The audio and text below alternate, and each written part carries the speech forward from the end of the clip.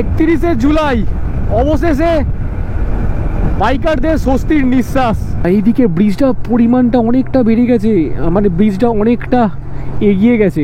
আর একটা আপডেট দিই রায়গঞ্জ বাইপাস নিয়ে, মাঝে মাঝে এক একটা বাড়ি ঘর দৌড়া আছে, সেই ঘরগুলো সেই ভুতুরে বাড়ির মতো জাস্ট ফিল দিচ্ছে।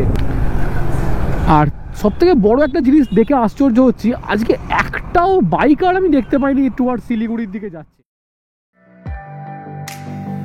নেশা যা চার দেওয়ালের কোণে ধোঁয়া ভরা ঘরে হয় না, নেশা হয় খোলা আকাশের তলায়, পাহাড়ের সৌন্দর্যের মধ্যে। নেশা করলে পাহাড়ে করো, আর বিশ্বাস করো এই নেশার রেশ পরের দিন সকালে কেটে যায় না। আর সেই কারণেই বেরিয়ে পড়া এই নেশার উচ্চস্থানে। তাই চলো শুরু করি নেশাতুর যাত্রার প্রথম ধাপ, হাওড়া থেকে শিলিগুড়ি।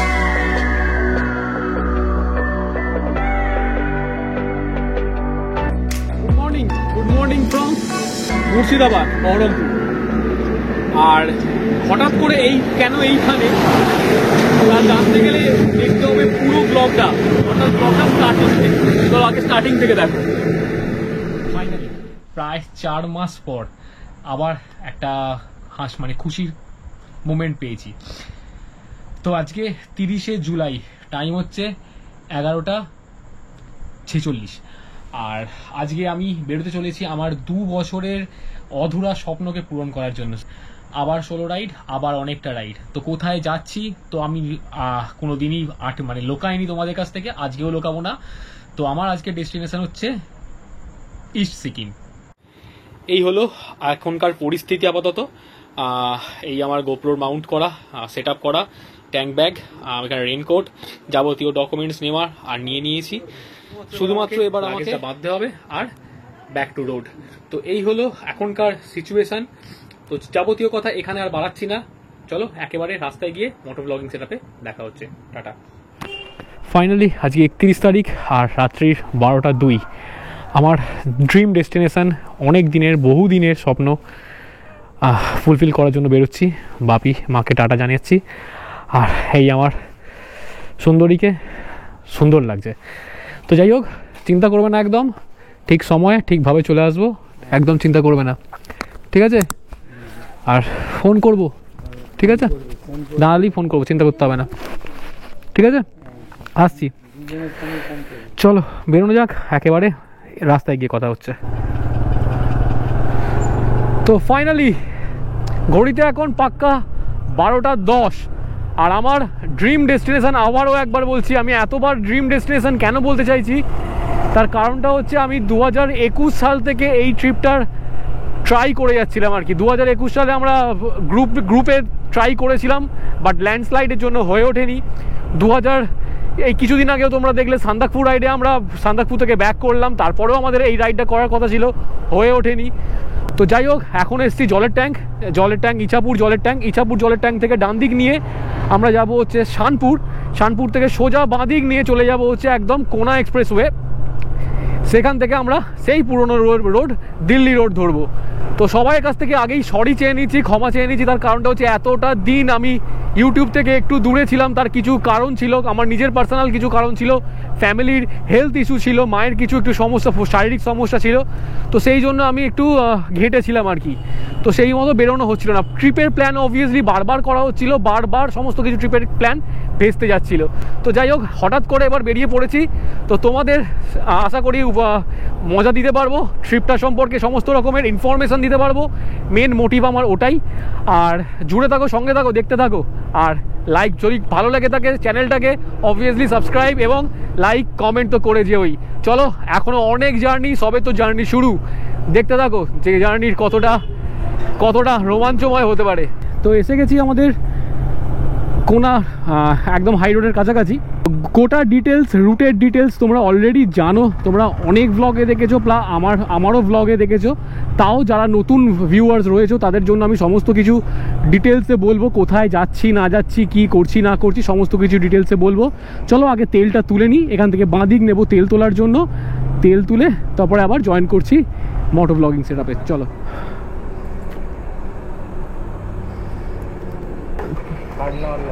হ্যাঁ, অনলাইন চলো। টোটাল 1470 টাকার তেল উঠেছে। এই হচ্ছে বর্তমানের ডানকুনির অবস্থা, জাস্ট অবস্থাটা দেখো, ট্রাক ট্রাক আর ট্রাক। আর সোজা গেলে তো মানে রীতিমতো, আমি দুদিন আগেই জাস্ট বর্ধমানের দিকে গেছিলাম, মানে এই দেখো NH2 এর কন্ডিশন দেখো জাস্ট একবার, মানে বিভৎস খারাপ অবস্থা। ও ভাই সাব, এসব আবার কী সব পড়ছে রে। তো যাই হোক, আবার আমাদের ব্যাক টু ট্র্যাক, সেই পুরনো দিল্লি রোড ধরে নিয়েছি। তো আজকের ডিস্টেন্স নিয়ে একটুখানি কথা বলবো। আজকের ডিস্টেন্স আমাদের সেই গতানুগতিক শিলিগুড়ি মানে হচ্ছে প্রায় 600 কিলোমিটারের কাছাকাছি একটা স্ট্রেচ। আগে বলে দিই রুটটা সম্পর্কে। তো এইখান থেকে আমরা সোজা যাব হচ্ছে একদম মগরা থেকে কল্যাণী ধরবো না, কল্যাণীকে ক্রস করে দিয়ে আমরা স্কিপ করে দিয়ে আমরা বাঁদিক নিয়ে নেবো, যেটা আমরা গেছিলাম আগের বারেও, যেমন কালনার দিকে। কালনা থেকে নবদ্বীপ যাব, নবদ্বীপ অর্থাৎ গৌরাঙ্গ সেতু ক্রস করে ঢুকবো হচ্ছে কৃষ্ণনগর থেকে আবার আমরা ধরবো হচ্ছে NH12। রাত্রেবেলার রাস্তা মানে একটা নাইট রাইড, আর নাইট রাইড মানে একদম প্লিজেন্ট ওয়েদার ফর রাইড। তো চলো আর কথা বাড়াচ্ছি না, একদম সোজা মগরা দেখতেই পাচ্ছি 35, বৈদ্যবাটি 13, বর্ধমান 100 কিলোমিটার। বর্ধমানের ল্যাংচাকে আপাতত টাটা, যাচ্ছি না ওইদিকে, যাবো হচ্ছে মগরার দিকে। তো এগোনো যাক, সেই পুরনো দিল্লি রোড আর মাখন রাস্তা। কেন ক্যামেরাটাকে অন করলাম একবার দেখো, শুধুমাত্র দুদিক পুরো নিস্তব্ধ নিশ্ছিদ্র অন্ধকার, মাঝখানের রাস্তা শুধু টারম্যাক আর এই সাদা লাইন। গাড়ি চালানোর একটা আলাদাই আমেজ। যারা এই জায়গাটাকে ফিল করেছো বা যারা জানো, তারা এই মহিমাটাকে বুঝতে পারবে কি হতে পারে, কি মহিমা এটার। ও ভাই কি সুন্দর লাগছে, দুদিকে দিগন্ত বিস্তৃত ধানকে, অত রাত্রেবেলা কিচ্ছু দেখা যাচ্ছে না। মাঝে মাঝে এক একটা বাড়ি ঘর দৌড়া আছে, সেই ঘরগুলো সেই ভুতুরে বাড়ির মতো জাস্ট ফিল দিচ্ছে। কিন্তু এই রাস্তায় বাম্পারের পরিমাণটা একটু বেশি। চলো, উপস্থিত হয়ে গেছি হেমাদপুর মোড়, আর ঘড়িতে এখন বাজে হচ্ছে 3:02। এখান থেকে সোজা চলে গেলে, আমি একবার ব্যাপারটা ভালো করে দেখিয়ে দিই, সোজা চলে গেলে চলে যাবে হচ্ছে কাটোয়া এখান থেকে 40 কিলোমিটার। আর এই আমি নিলাম ডান দিক, এখান থেকে নবদ্বীপ হচ্ছে 2 কিলোমিটার, আর টোটাল মিলিয়ে কৃষ্ণনগর হচ্ছে এখান থেকে 18 কিলোমিটার। উঠে পড়েছি আমরা গৌরাঙ্গ সেতুতে, আর দুদিকেই আমার বিস্তৃত মা গঙ্গা, আর এই পেছনেই নবদ্বীপ ধাম ক্রস করে আমরা উঠলাম। তো একটা ছোট্ট আমার মনের অনুভূতি সবার কাছে শেয়ার করা, আর কিছুই না। অনেকেই বলে ট্রেন প্লেন খুবই ভালো, ট্রেনে জার্নি করো, বাসে জার্নি করো, সব কিছু, বাট এত যে অভিজ্ঞতা, এত রাস্তাঘাটের এত মানে কি বলবো প্রতিকূলতা, সেটা গাড়ি বা বাইক ছাড়া বোঝা যাবে না বস। তোমরাও আশা করি আমার সাথে থাকবে এবং গোটা ভ্লগটাকে কন্টিনিউ দেখবে। এতে তোমাদের একটা সুবিধা হবে কি, তোমরা টোটাল রুটটা সম্পর্কে পুরোটাই অবগত হয়ে যাবে, এবং রাত্রেবেলা কি প্রবলেম ফেস করতে হয়, প্রবলেম অ্যাকচুয়ালি হয় না কিছুই, কি চলে রাস্তায়, কি হয় আর কি, সেইগুলো তোমরা জানতে পারবে। তো সাথে থাকো, দেখতে থাকো, টোটাল ভ্লগটাকে স্কিপ না করে দেখো, তাতে তোমাদের একটা ভালো অ্যাডভান্টেজ পাবে তোমরা। ফাইনালি উপস্থিত হয়ে পড়েছি কৃষ্ণনগর, একদম মোড় মাথায়। বাহ, লাভলি। দ্যাট মিনস এটা হচ্ছে কৃষ্ণনগর বাইপাস, এইটাও পেছনেরটাও, তার মানে কৃষ্ণনগর বাইপাস কমপ্লিটেড। যারা রানাঘাট হয়ে আসছো, যারা কলকাতা থেকে আসছো, তারা এই রাস্তাতে সাথে কানেক্ট করতে পারবে, মানে ওই পেছনের মোড় মাথাতে এই রাস্তাতে কানেক্ট হচ্ছে। আর পেছন দিকে অ্যাকচুয়ালি ওই মোড় মাথা থেকে পেছন দিকে কলকাতার ডিস্টেন্স হচ্ছে 126 কিলোমিটার। বেথুয়াডাওয়ারি থেকে প্রায় 14 কিলোমিটার আগে আছি, আর যেখানে আমরা চা ব্রেকের জন্য দাঁড়াই অ্যাকচুয়ালি সেই চা স্টলে, তো এখানে দাঁড়িয়েছি। এটা একটা ম্যান্ডেটরি ব্রেক থাকে, মানে প্রথম ব্রেক হিসাবে এটা আমরা রাখি। আর এখন এখান থেকেও প্রায় মানে বহরমপুরের ডিস্টেন্স মোটামুটি 80 কিলোমিটারের কাছাকাছি হবে। এই দোকানটা অনেক কিছু মনে করিয়ে দেয়। এই দোকানটাতে এক সময় মানে আমাদের সান্দাকফু রাইডের কিছু স্মৃতি জড়িয়ে আছে। যদি তোমরা সেই সব কিছু দেখতে চাও, তো আমি আই বাটনের লিঙ্কটা দিয়ে দেবো, তোমরা দেখে নিও কি হয়েছিল না হয়েছিল। আর অবভিয়াসলি সান্দাকফু গোটা ট্রিপটা মিস করো না, দারুণ করে জাস্ট বানানো, তো ছেড়ে দাও, অনেক কিছু জানতে পারবে। তো দেখতে থাকো, আর এখন জাস্ট চা পর্ব করে এখান থেকে বেরোবো। চলো টাটা।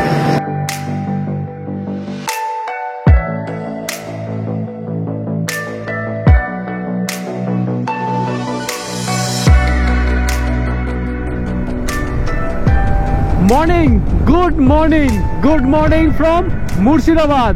আর আমরা বাড়ি থেকে চলে এসেছি প্রায় 185 কিলোমিটার, মুর্শিদাবাদ জাস্ট ঢুকবো। তো তোমাদেরকে ধন্যবাদ, তোমাদের সকলকে ধন্যবাদ আমার পাশে থাকার জন্য। এত সুন্দর সুন্দর আরও আমাকে আরও ভালোভাবে সাপোর্ট করো, আরও ভালোভাবে কমেন্ট লাইকে ভরিয়ে দাও, আরও চ্যানেলটাকে সাবস্ক্রাইব করো। দেখো তোমাদের মনকে আমি ভরিয়ে দেবো, আরও অনেক তোমাদেরকে সিনিক বিউটি আনবো, আরও অনেক রকমের জায়গা আমরা এক্সপ্লোর করব। তো আমার ভিউ দিয়ে, আমার এই গোপ্রো, অর্থাৎ আমার গোপ্রোর নাম থার্ড আই, এই থার্ড আই এর ভিউ দিয়ে তোমাদের দেখাবো আরও সুন্দর সুন্দর ভিউ। তো দেখো জাস্ট গ্রাম বাংলার অপরূপ সৌন্দর্য, এই যে দেখো। তো চলো আর একটু সকাল হোক, সকাল হতে হতে আমরা মজা নিই ততক্ষণ এই সুন্দর রাস্তাটা।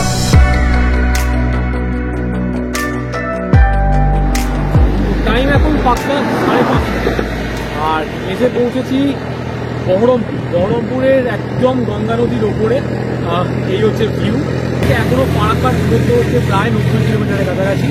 তো জায়গাটাতে এত মানে সুন্দর লাগছে আর কি। দাঁড়ালাম, দাঁড়িয়ে কিছু ফটোজ নিলাম, কিছু ভিডিও করলাম। তো ম্যাসমারাইজিং একটা জিনিস দেখাই, ওয়েট দেখো, গঙ্গা নদী। আর এই নদী ওপর দিয়ে আগে ওই মুর্শিদাবাদের ভেতর দিয়ে যেতে হতো ব্রিজে, বাট এখন এই বাইপাস করে দেওয়ার ফলে কোনো এখানে হেডেক থাকে না। আর এই দিকে সূর্যিমামা উদয় হচ্ছেন।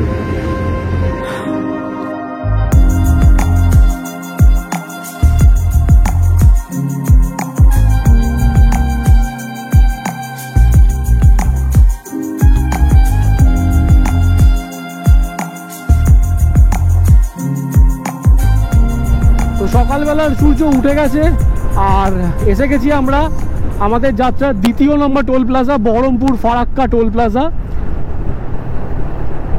এখন টাইম হয়ে গেছে পাক্কা 6টা। আর তো কেমন লাগলো সিনেম্যাটিকটা একটু কমেন্ট করে জানিও। যদি ভালো লেগে থাকে তাহলে একটু সাবস্ক্রাইব করে দিও। সকাল হয়েই গেল আর এবার চায়ের দোকান না খুঁজলে ঠিক হচ্ছে না ব্যাপারটা, আবার ঘুম পাচ্ছে।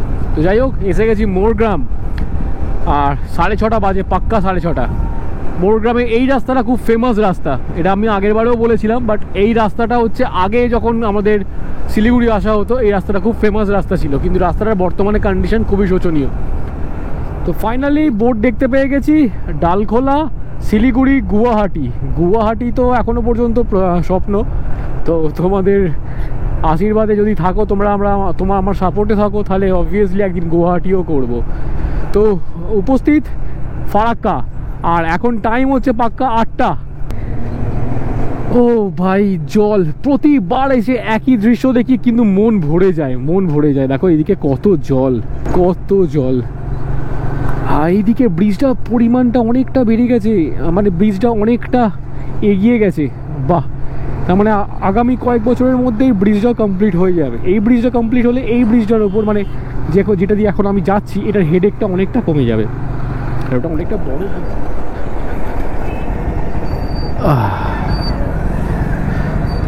তবে এই সবে এসে পৌঁছেছি হচ্ছে মালদা। মাঝে মাঝে মেঘের এই যে লুকোচুরি খেলাতে না, মানে আমার একটা বেনিফিট হয়েছে, যেটা হচ্ছে আমার ইঞ্জিনটা খুব একটা গরম হচ্ছে না এই ওয়েদারটার জন্য। ওভারকাস্ট কন্ডিশন, মাঝে মাঝে সূর্য ঢুকে যাচ্ছে মেঘেতে, আর গাড়ি চালাতে তো দারুণ লাগছে। তো দেখো, এনজয় করো, অনেকদিন পর আর একবার টাইম লাগছে।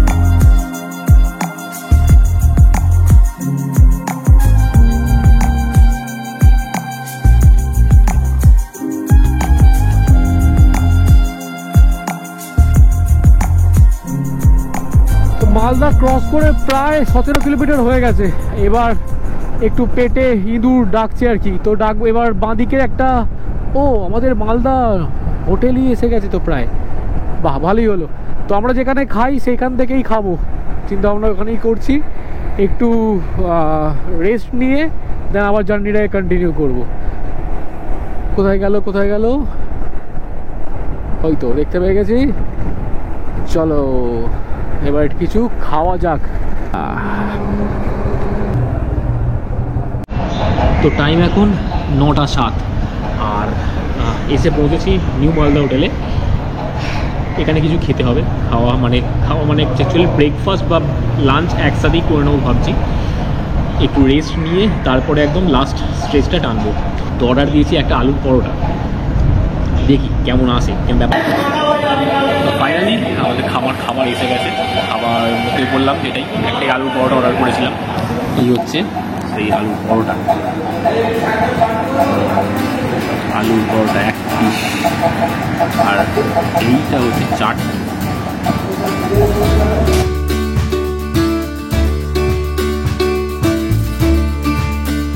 তো টাইম এখন পাক্কা 10:30, 10:40। আর মালদা ধাবা থেকে খাওয়া দাওয়া করে কমপ্লিট করে এবার ব্যাক টু রোড। আবার অ্যাকচুয়ালি খাওয়া দাওয়া নয়, একটু রেস্টও নিয়ে নিয়েছিলাম, মানে এত পরিমাণে ঘুম পাচ্ছিল না, একটুখানি ন্যাপ নিয়ে ঘুমের রেস্টটা কাটিয়ে নিলাম। তো যেটা বলার, অ্যাকচুয়ালি বলতে আমি অনেকবারই চাই, বাট বলার হয়ে ওঠে না। এই মালদা যে ধাবাটা, মানে যে নিউ মালদা হোটেলটা, এর খাবার দাবারের কোয়ালিটি কিন্তু খুব একটা ভালো নয়। ভালো নয় মিনস মানে কোনো কিছুই ভালো নয়। দামটাও হাই, একটা জলের বোতলের দাম 25 টাকা নিল, একটা এর দাম রীতিমতো একটা আলুর পরোটার দাম নিল হচ্ছে 80 টাকা। তো সেই তুলনায় খাবার দাবারের কোয়ালিটি কিন্তু খুব কম। শুধুমাত্র এখানে আসার একটাই কারণ, সেটা হচ্ছে আমি প্রপার রেস্টটুকু নিতে পারি। এরা কিছু বলে না, যতক্ষণ নিজে তুমি থাকতে পারো, যতক্ষণ নিজে তুমি শুতে পারো, নিজের মতো করে তুমি কাটাতে পারো এই জায়গাটাতে। তো সেই জন্য এই জায়গাটাকে বাছা আর কি। তো তোমরা যারা আসছো তারা সেই ভেবেই এসো যে এখানে খুব ভালো কিছু পাওয়া যাবে না। হ্যাঁ, এর আগে পারদেশি ধাবা আছে, সেটা অনেকেই ট্রাই করেছে, তারা খাবার ভালো বলেছে, সেটা আমি এখনও পর্যন্ত ট্রাই করিনি। তো এই হচ্ছে গল্প। আর এবার আমাকে এগোতে হবে, ততক্ষণে এনজয় না সিনেম্যাটিকটা।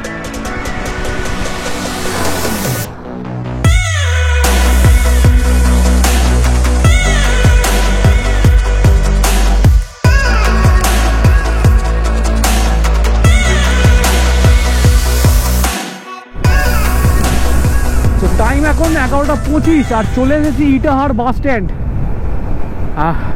প্রচুর গরম, মানে একদম রীতিমতো সেই গরমকালের মতো হিট ওয়েভ চালাচ্ছে। আর সব থেকে বড় একটা জিনিস দেখে আশ্চর্য হচ্ছি, আজকে একটাও বাইকার আমি দেখতে পাইনি টুয়ার্ড শিলিগুড়ির দিকে যাচ্ছে, একটাও বাইক। 31শে জুলাই অবশেষে বাইকারদের স্বস্তির নিঃশ্বাস, খুলে গেল রায়গঞ্জ বাইপাস। ও কি কবিতা! টুঙ্গিদিঘি 29, ডালখোলা 52, শিলিগুড়ি 182। আগে আমরা রায়গঞ্জ নেওয়ার জন্য নিতাম বাঁদিক হয়ে ভিতর দিয়ে রায়গঞ্জের আমাদের যেতে হতো। অ্যাকচুয়ালি অনেকটা টাইম কনজিউমিং হতো, কারণ ওটা ওয়ান ওয়ে ছিল, প্লাস সিটির মধ্যে দিয়ে ক্রুজ করতে হতো।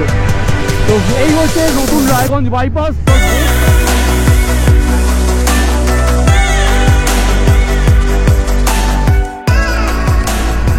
আর একটা আপডেট দিই রায়গঞ্জ বাইপাস নিয়ে।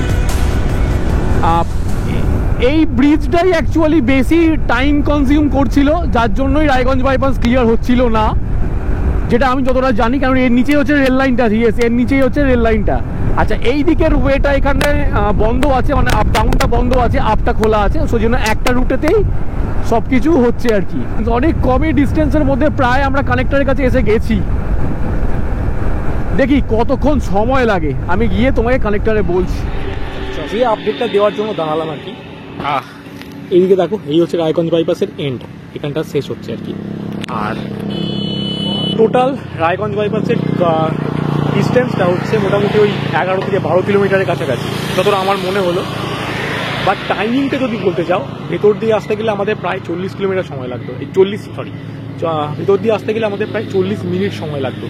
কিন্তু এই বাইপাস দিয়ে যখন এই বাইপাস খুলেছে, এই বাইপাসটা দিয়ে আসতে আমার টোটালি লাগলো হচ্ছে মিনিট 15 থেকে 16। আমি 70-এ ক্রুজ করেছি।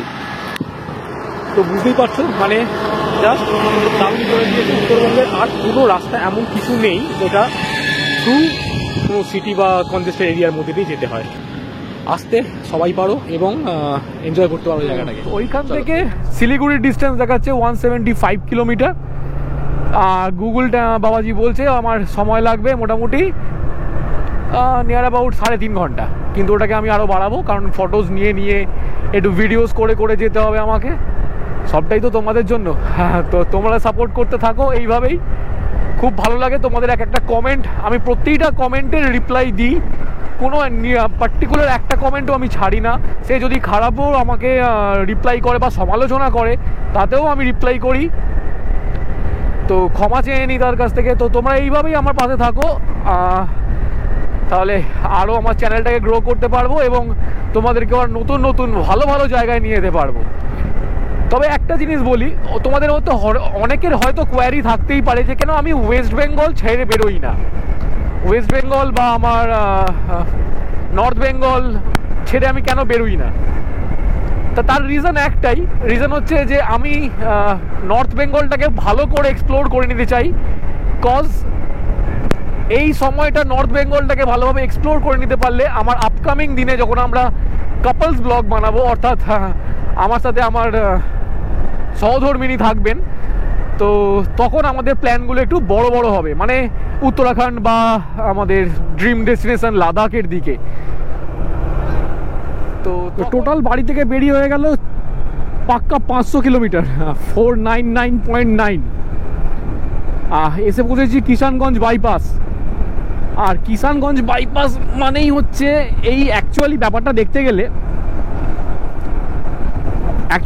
দেখতে গেলে সারাটা রাস্তা ভালোভাবে চালিয়ে আসার পর সব থেকে প্যাথেটিক লাগে হচ্ছে এই রাস্তাটাকেই।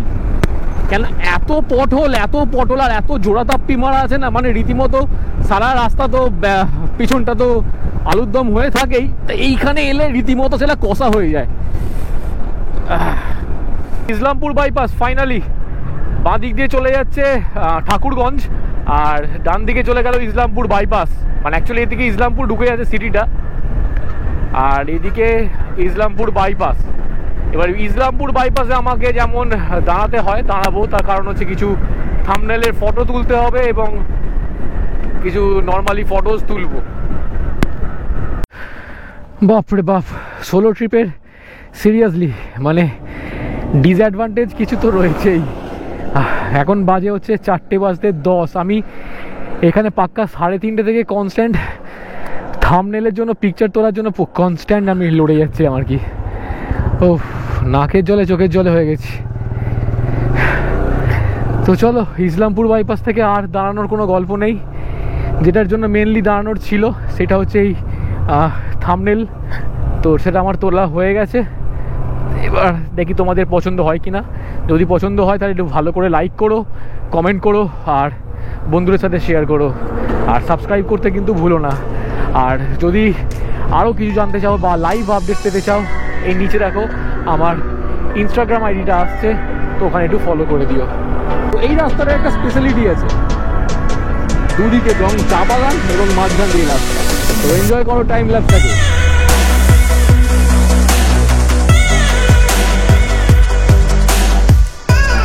তো ঘড়িতে এখন 5:15 আর টোটাল 597.9 কিলোমিটার ঘোরার পর এবারে পৌঁছে গেছে একদম প্রপার শিলিগুড়িতে। এবার মেন কাজ হচ্ছে আমার হোটেলটা খোঁজা, কারণ আমি শিলিগুড়ির রাস্তা বারবার গোলাই।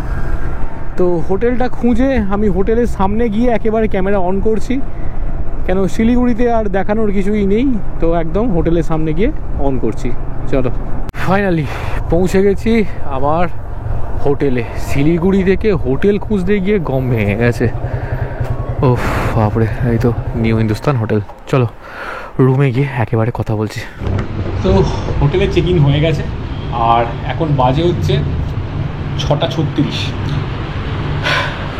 আমার কপালই এরকম হয় যখন আমি আমার সোলো ট্রাভেল করি।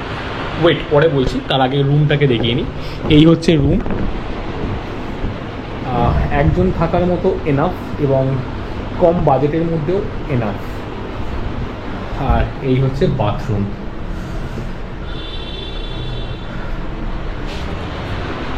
এই আমার এসব ঝুলছে, আর এখনো পর্যন্ত সব কিছু আনপ্যাক করিনি। এবার আমি টপিকে আসি যে কী ব্যাপার। ওয়েট, এই হচ্ছে দরজা, দরজা খুলে বেরোলাম। আমি আজ 3rd ফ্লোরে, এইদিকে বারান্দা, বারান্দার পরে আর কিছু নেই, এদিকেও কিছু নেই। আর এইখানে একটা রুম, কেউ নেই। এইখানে গোটাটাতে কেউ নেই, মানে এই অ্যাকচুয়ালি দেখতে গেলে এটা হচ্ছে 3rd ফ্লোর, আর 3rd ফ্লোরে শুধুমাত্র আমি একা, মানে সোলো ট্রাভেল করতে গেলেও এইরকমই আমাকে কপাল নসিব। তো টাইম এখন 8টা পাক্কা 9টা প্রায়। তো এই সবে আমার ডিনার দিয়ে গেল। ডিনার মানে আমি হোটেল থেকেই করে নিচ্ছি, আর বাইরে যাইনি, কারণ সেই ক্ষমতাটাও আমার নেই, আর রীতিমতো আমি টায়ার্ড হয়ে গেছি। তো এসে আমি শুয়ে পড়েছিলাম, সেই সূত্রে আর বাইরেও যাওয়া হয়নি। তো ডিনারে আমি অর্ডার করেছি, আর এটা হচ্ছে হট উইংস। এর মধ্যে 3টে বারবিকিউ চিকেন আছে, 3টে পেরি পেরি, এটা ভালো। আর হট উইংস, আহা কি জুসি লাগছে বস।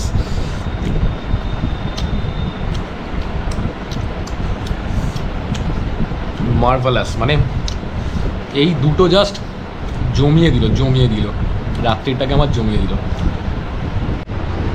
So day 1 end. কেমন লাগলো ভিডিওটা একটু কমেন্ট, শেয়ার বা লাইকের মাধ্যমে জানিও সবাই। আর আজকের যে খরচা টোটাল লিস্টটা আমি দেবো বলেছিলাম, সেই লিস্টটা একবার একটু বলে দিই।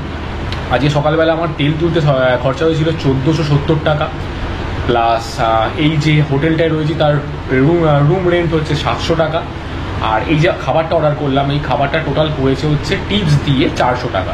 তাহলে টোটাল মিলিয়ে আমার হচ্ছে 2570 টাকা আমার বিল হয়েছিল। এবং এছাড়াও আমার রাস্তায় জল ফল নিয়ে এক্সট্রা আরও 100 টাকা আমি এক্সট্রা ধরে নিচ্ছি। তো 100 না 200 টাকা, কারণ ওই রাস্তায় আমি খেয়েছিলাম, টিফিন করেছিলাম, 200 টাকা। টোটাল মিলিয়ে 2770 টাকা আজকে খরচা হয়েছে। কালকের ডেস্টিনেশন আমার এখান থেকে হচ্ছে গ্যাংটক, কিন্তু গ্যাংটক যেতে গেলে এখানের মধ্যে সবথেকে বড় চ্যালেঞ্জের সম্মুখীন হতে হচ্ছে, সেটা হচ্ছে সেবক রোড বন্ধ। তো আমাকে যেতে গেলে দুটো রাস্তা চুজ করতে হবে। তার ডিটেলস এবং কী রুট আমি চুজ করছি তার পুঙ্খানুপুঙ্খ বিবরণ আমি কালকের বা নেক্সট ব্লগে আমি বলবো। তো দেখতে থাকো, এবং যদি এইখানে এই মুহূর্তে বা এই কিছুদিনের মধ্যে তোমরা সিকিম ভিজিট করতে চাও, গ্যাংটক ভিজিট করতে চাও, তো তোমরা দেখে নিতে পারো যে কোন রুটটা চুজ করলে তোমাদের জন্য বেটার হতে পারে। আমার তরফ থেকে আমি সেটা তোমাদের কাছে সাজেস্ট করে দিলাম। তো যাই হোক, আজকের দিনের মতো এইখানেই ব্লগটাকে এন্ড করবো। আবারও একবার যদি ভালো লেগে থাকে তাহলে একবার সকলের সাথে শেয়ার করে দিতে হবে, আর কমেন্ট, লাইক আর একটা সাবস্ক্রাইব দিয়ে ভালোবাসাটা বাড়িয়ে তুলতে হবে। চলো দেখা হচ্ছে আবার কালকে, ততক্ষণের জন্য গুড নাইট ফ্রম শিলিগুড়ি।